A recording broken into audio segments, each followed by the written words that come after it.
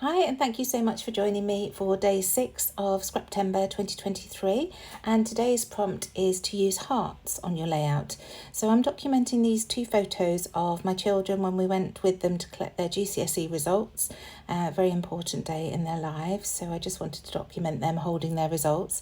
So I printed the photos in 3x4, and you can see I'm using the pattern block stamps again from LE Studio, and I've pulled out some distress oxides that will go nicely with the Simple Stories Heart Eyes collection, which I've pulled out to use with this. Now I messed up a little bit there. You can see I'd managed to drop the stamp, but it really doesn't matter because there's going to be some paper in the photos down the centre, so I'm not too worried about that. Now the inks that I've pulled out are dried marigold, picked raspberry, candied apple, evergreen bough, spun sugar, and then I end up with black soot because I felt I needed some black to really tie everything together. And you can see I'm just layering these up on the left and right hand side. I'm not making them exactly horizontal next to each other. I'm just trying to create a little bit of movement on the page. I don't like anything to be too precise. If you've watched me before, you'll know that. So just trying to create that movement as I move down the page. So I started in the middle, because I thought if I started with the middle colour, I could work from there and see if I needed to add any more once I'd done all of the colours that I picked out. And as I say, I decided that black would be the perfect addition, just to extend the line and also bring in that black and tie all the colours together. It really makes everything pop and grounds things when you add black to these brighter colours. So almost there now. I'm just bringing the photos in here, and that's where I see that I want to bring an extra layer. So black at the top and bottom finishes it off nicely. So just going in with that block at the bottom and then doing the top. So while I'm doing this, please do remember to check the description box down below to see the playlist of everybody else who's joining in on this hop, and do let me know if you've been doing it. It's been really interesting, and I do love Scraptember. So we've got Scraptember throughout September, and then in October we've got 30 days of sketches with Christie's Beautiful Life again. So it's going to be a jam-packed 60 days. But I'm loving it. It's really nice to be back at my desk and scrapping and just having some time to do that. So here I am coming with the Heart Eyes paper. I don't have very much of this left at all. It was one of our Nest Box kits with Jackie Ashton. It's just the dregs, but there's still plenty to scrap the way that I do, just using little bits and pieces on the layout and bringing other things in to match with it.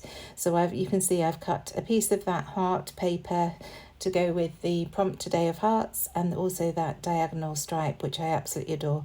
Love anything black and white diagonal striped. It just adds something to any layout that you're creating. It just works. So sticking those down the centre of the page, and I love this glass mat because it gives me the grid to make sure that I am centred and not off centre like I so often do. The I Heart You die cut is also from the ephemera pack from the Heart Eyes collection, and then this foam sticker that I'm just cutting now, it says "You are amazing," and that's from the Simple Stories Simple Vintage Essentials collection, and I just thought that would work perfectly with these photos. So now I'm going to start bringing in some other hearts, just gluing those down. They're going flat down to the page. I didn't want to add any dimension today. So gluing the photos down, I'll get those other pieces in place. You can see that little black heart is from the foam stickers again from that Simple Vintage Essentials collection. So I'll bring in a couple more of those. You can see I'm just going to do that now. And I'm going to start layering hearts all over this page, and I want to start at the top and then go wider in the middle and then taper down towards the bottom with the hearts that I add. So those have been added. Now these are hand cut from the ones that I've positioned on the left hand side there, hand cut from one of the papers in the Heart Eyes collection. I just had a couple that I'd hand cut, and I am going to add more. Now these tags are also from Heart Eyes, so I've just chosen 2 to add top and bottom, and it just extends that line, that vertical line that I've got going on. I cut the main bit of the tag off because I just want them to peek out top and bottom. So this is the paper I was talking about that I'd hand cut those hearts from, so I'm going to add some more to the page. I won't make you watch me doing all of this, just show you the idea. I wanted to leave a little bit of that blue outline on each of the hearts because that just matches everything together, if you will. It shows that they're all from the same collection. So just keeping them tight to the photos at the top and bottom, and then spreading further out in the middle. Now these are an old Chamel collection of enamel dots, and I knew that had some hearts in and the colours match really nicely. So adding those in now as well, trying to stick to the colours that are in the Heart Eyes collection more or less. So as you can see, I'm starting to extend that line out in the middle, but keeping things tight at the top and bottom. These are Ellie Studio stickers, so again, adding some of these. That's a little bit more purple than I would have liked, but still works really nicely with the colour palette, so I'm not too bothered. It was fine, not difficult to leave. It wasn't too different, is what I'm trying to say, from the other colours. And I love these because you've got some black, so I can bring some more blacks in to make everything pop again. So almost there with these, and then I shall go into the next set of hearts. I was amazed how many hearts I had in my drawer actually. I don't have a huge stash of older stash in my drawer, but there you go. So these are the puffy hearts that we sell at Hey Little Magpie under our own brand. So just pulling some colours, the mustard yellow works really nicely in the pinks and the reds. So just adding those, again scattering them all around the page, trying to put them evenly around, they're not all clustered in one position. And it's really starting to fill out now, isn't it? Just making sure that everything's straight. And now I'm going to come in with my journaling. So I decided to add the journaling on the left hand side of the line, and I just said, we waited by the car while you collected your results at 9:30. It was nerve-wracking, we needn't have worried.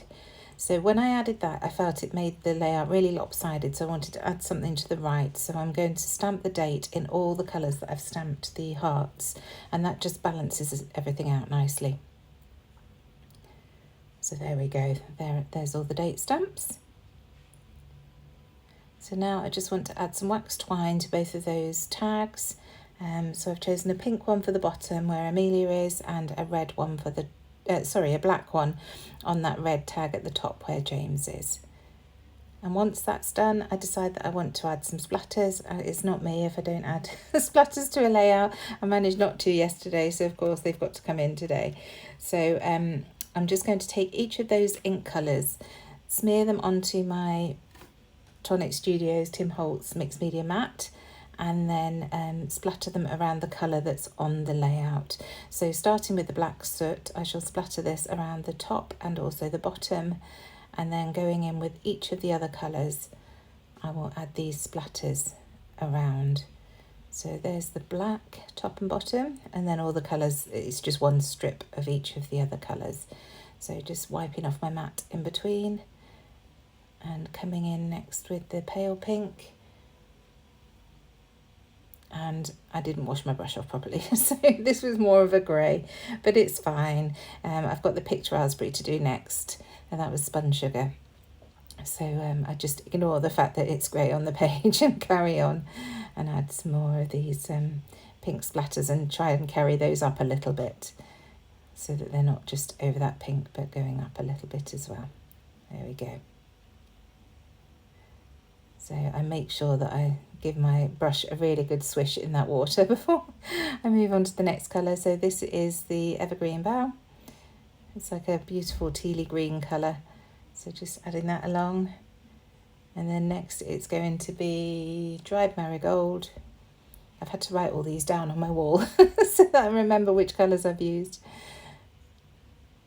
I'm just referring to that. If my voice changes, it's because I'm looking up at the wall to see what I'd written. And then the red is Candied Apple. So just coming in with that at the end. There we go. And I love the messiness of this. It just makes everything slightly less uniform. And there's the final layout. So thank you very much for joining me today. I hope you've enjoyed this, and I shall see you tomorrow for day 7.